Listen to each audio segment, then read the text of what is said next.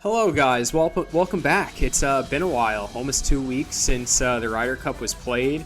I just kind of took my time with this one. It does take a while to get everything organized, but I was in no hurry with it being the last event of the year. You know, we used to do some fall stuff, but I just don't even find it useful anymore. The turnout was super low, the weather's shitty, and it's like the opposite. You know, February, it's 35 degrees and windy, and everybody's jacked to go drive an hour and a half to play Rich Valley.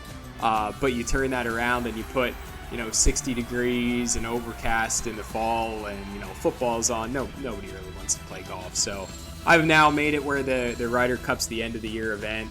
So we'll go through it here. This is probably going to take me 2 parts because I'm 15 minutes capped on here. But we'll see what happens. I'll have it posted on the top here that you guys can watch the link if you don't want to read through the email, and you can of course do both because there's lots of info in here. Congrats to Billy D. 3 years in a row being captain, and I know he really did not want to lose 3 in a row, and he got the job done. 30-24 victory. There's a picture of him and his team. And I'm going to go through and just briefly recap all these, talk about anything that stood out as I went through here. As I put in the email, it's the order, and I'm recapping them in which the matches came in, not the match number. And there's a good chance that, especially the middle ones, I know the first few are correct, I know the last few are correct. Those middle ones, I might have the order incorrect in which they came in. But anyway, here we go. First one in. Laud and myself, Hand and Steve.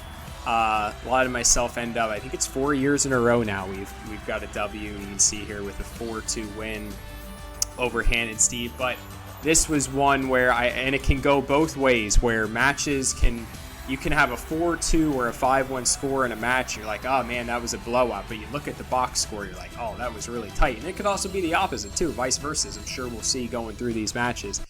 But this one, 4-2. They got off to a great start, winning the better ball portion. You can see there they beat us by 2 in the better ball. We got it going in the scramble, winning that by 2. And then the shamble was tight. This is where it came down to. And our first hole was number 7. So here, look at number 6. This is the last one. We go into number 6. If the hole's tied, the match is 3-3. So it's either 4-2 either way or 3-3. Like no halves going on there. And we were lucky enough to get a birdie there. Hand had an untimely 3-putt for par. Got the job done for Laud and I, 4-2. There was really just some good golf being played in this match. Lots of birdies. We had the lone bogey on number 9, 2 eagles on 10 and 18. It was a well-played match with lots and lots of fireworks.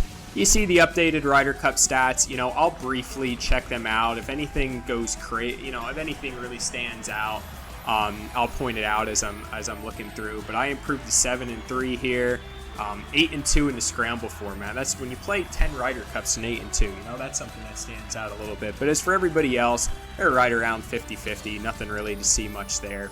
And I do want to spend some time in each match talking about the pot, because I always find it fascinating how the betting goes in Ryder Cups. And as you guys know, when I set them, I'm not necessarily setting like my true belief. I sometimes have to set opposite of what I want, or like how I want people to bet. Like I'll kind of bribe people into, this is what I want you to take, because I'll take a stance on that. So this one was a minus 120 both ways. Not a dollar was bet on Steve and Hand, which is just crazy. I guess it's just because Laud and I have 3 in a row going into this. $144 bet on us with the vig. The pot loses 120. So bad start for the pot. Good start for Team Blue. Let's keep rolling here. Match number 3 was the next one to come in. Pez and Bales versus Billy D and Foster, and this was a tight one. This finished 3-3, and if you look at the box score, there was not a single format that was won by more than 1. You have shamble, tied, better ball, 1, scramble, 1, front 9, 1, back 9, 1, total score, tied. So 3-3. Obviously, I did not see any of these matches played, so I'm just kind of speculating based on box scores. But it looks like it was, very tight the whole time. More bogeys for Team Dovey, but also more birdies. 3-3 tie in this match. Let's see some records here. Foster 5-1-2 is a very impressive Ryder Cup record, having played in 8 of them. Everybody else 50-50. Who do we got here at the bottom at 35? Pez 1, 3, and 2, but 2 draws in there. Yeah, there's something that stands out. Pez has played 6 Ryder Cups, 0 and 6 in the scramble. Nothing else really pops out to me on the stats.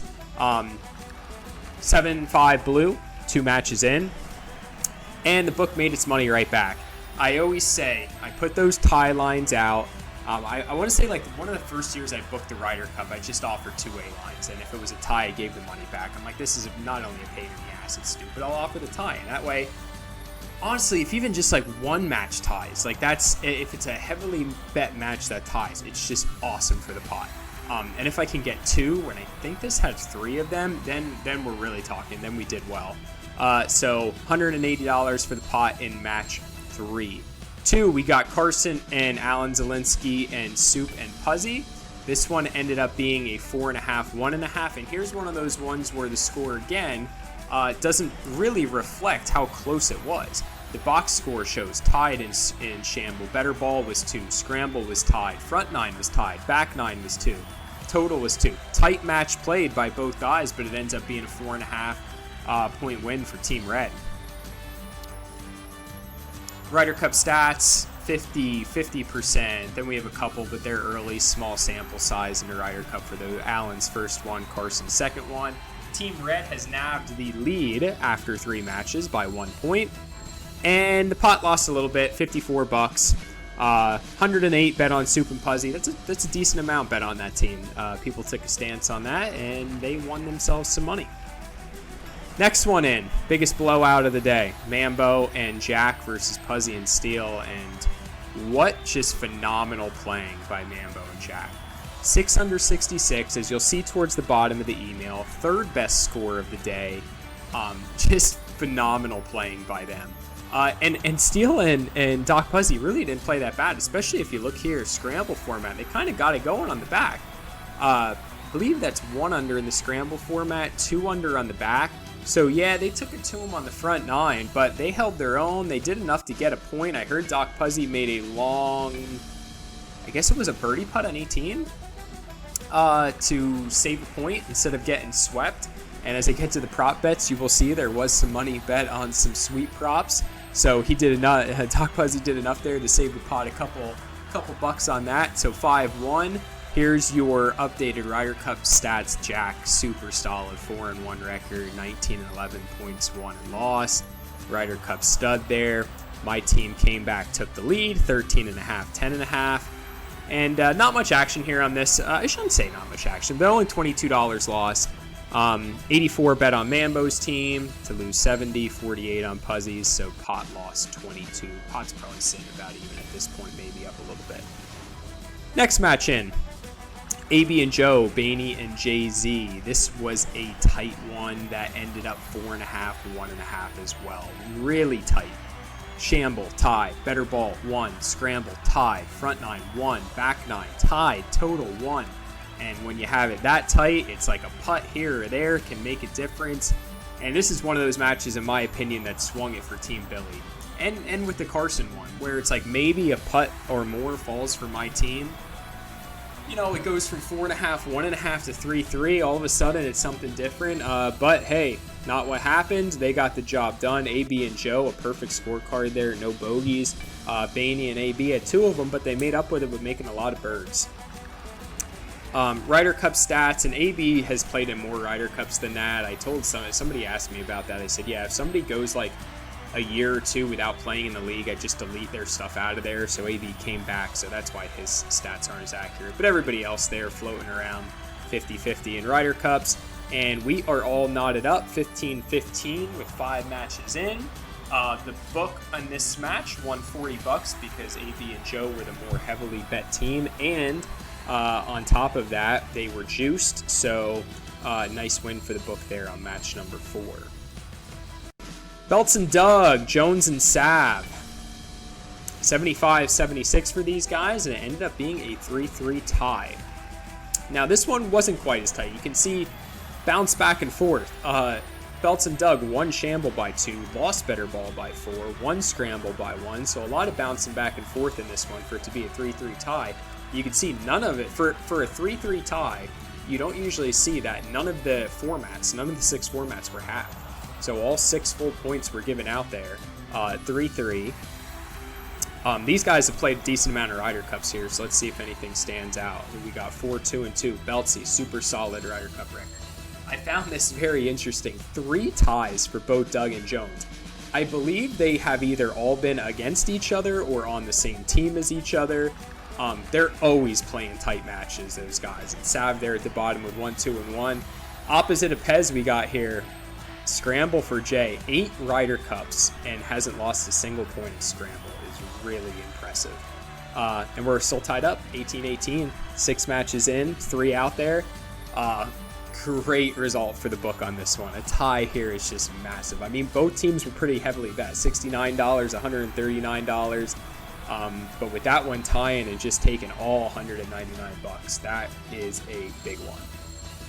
T-Bone and Gallagher versus Burke and Knight. I believe this ended up being a tie as well. This one was a roller coaster. I remember looking at this score and being like, ooh, my team's in trouble. Next thing you know, I look a couple holes later, they bounce back, and it looks like they really got it done there in the scramble format. They won the scramble format by 4 shots.